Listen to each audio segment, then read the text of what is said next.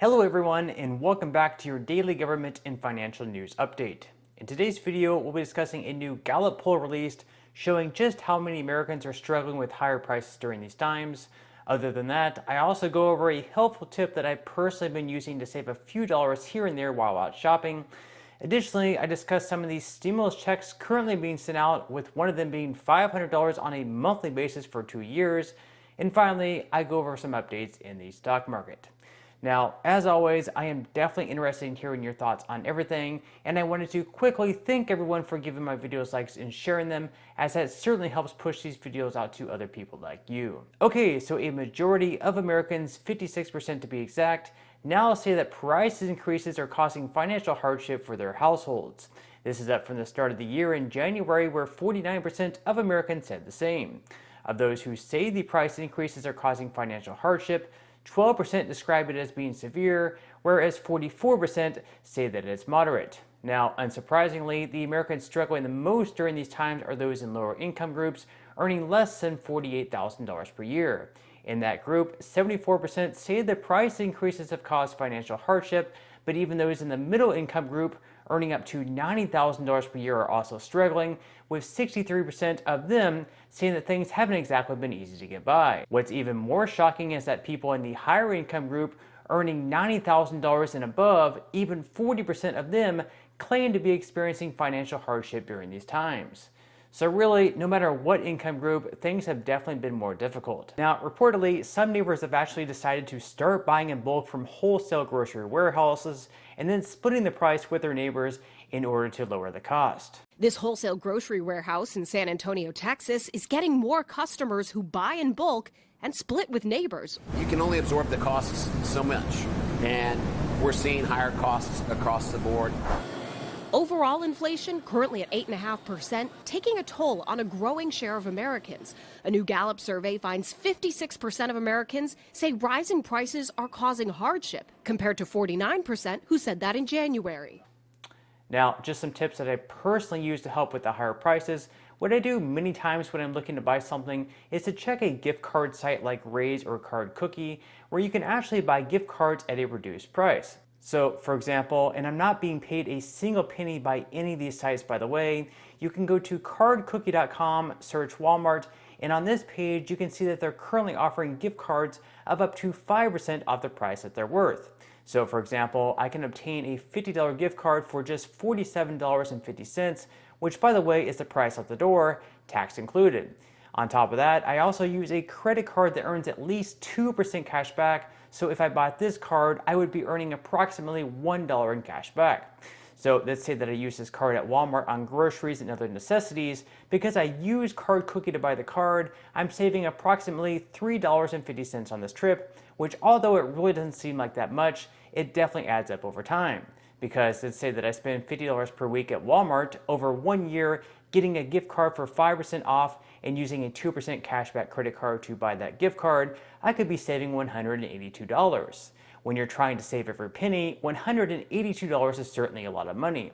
Now, on these sites, you can also look around at other stores you normally shop at. Some they'll have them, others that they won't, and some of them are actually up to like 20 to 30% cash back, or you're getting the gift card 20 to 30% off of the price. So some of them are actually really good, so it definitely would not hurt to look around on that website.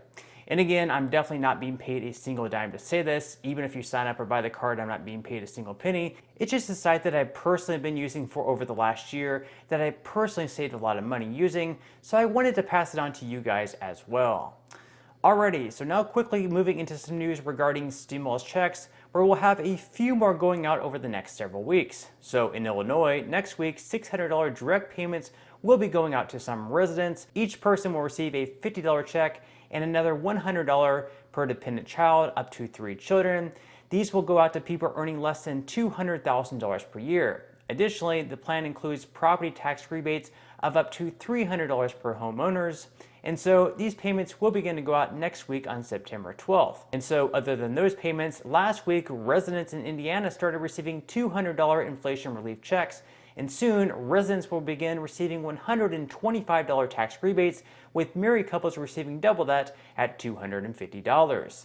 Then next month in October, whether they still have the lights on or not due to their power grid issues, Residents in California will receive up to $1,050, with single filers earning $350, married couples receiving $700, and those with dependents receiving $350 more. So in total, that would be $1,050 if it was a married couple with one dependent. Now, the cutoff in order to receive the full payment will be $75,000 for individuals and $150,000 for joint filers. If you earn above those amounts, there will be some more payments sent out, but it will just be a lesser amount than that full amount. Now, other than those payments, there are currently over 40 universal basic income programs going on throughout the United States, which is where basically certain residents are being sent monthly payments. Now, in order to be eligible for these programs, residents needed to show some type of financial hardship. And so in Alexandria, Virginia, they're currently sending out $500 monthly payments to some residents for 2 years, and this will be sent out through December of 2023. In Phoenix, Arizona, they're currently sending out $1,000 debit cards for 1 year to certain families that earn less than $50,560 per year. And in Birmingham, Alabama, a total of 110 single mothers are currently receiving $375 per month for 1 year. And in Cambridge, Massachusetts, 120 people are currently receiving $500 per month over the course of 18 months. Now, I certainly don't want to go over all the ones currently out there because there's just so many. Like I said, there was over 40 currently going on. But in the description box below, I will definitely be leaving a link where you can see all of the current programs available. And unfortunately, all these have been closed at this point in time, but I really wouldn't be too surprised if more of them were to come into the future, especially amid higher inflation and during these difficult times. Now, with that said, if there are more universal basic income programs that do pop up, I'll definitely make mention of them in the future on this channel, so just be on the lookout for that. Okay, so now I'm just going to quickly move into some money news where stocks finished the week out on a strong note, 3 days in a row in the green.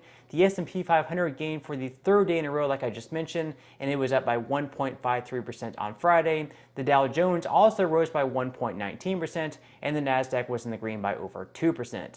And while some experts predicted the stock market to close out the year strongly, Morgan Stanley actually believes the S&P 500 will plunge another 15 to 25% within the next 4 months. So even though the S&P 500 has been down by over 15% this year, Morgan Stanley actually believes there could be more drops to come before the end of this year. Wouldn't that be shocking?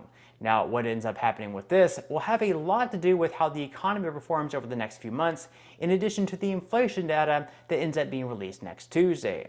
If the inflation data from the month of August is released and it shows that prices are actually beginning to drop, that could cause investors to feel pretty good about things and to begin buying more into the market. And on the other hand, if inflation hasn't improved, or worst case scenario, it's actually gone up, and maybe it's back in the 9s, possibly the 10s, which I kind of doubt, that could cause even more selling and prices to begin going down.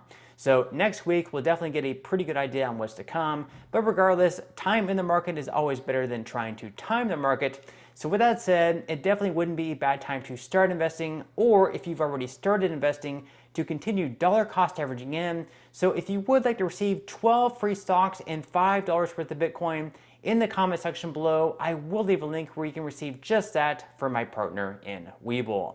And even if you don't feel like investing at this time for whatever reason, once you receive the free stocks, what you can always do is just sell them for what they're worth and then transfer that money right back to your bank account.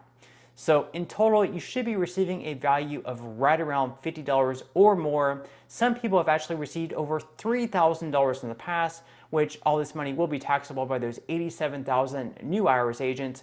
But still, you can think of that as just some free extra money with just a few minutes of work. But on that note, I'm going to go ahead and wrap up this video. If you enjoyed the content in today's video and you would like to see more like it, I would greatly appreciate it if you would give this video a like, subscribe to my channel, and make sure to ring the notification bell. That way you will be the very first to be notified when I do release future videos. And until next time, I hope you have a wonderful day ahead, and I'll see you in the next video.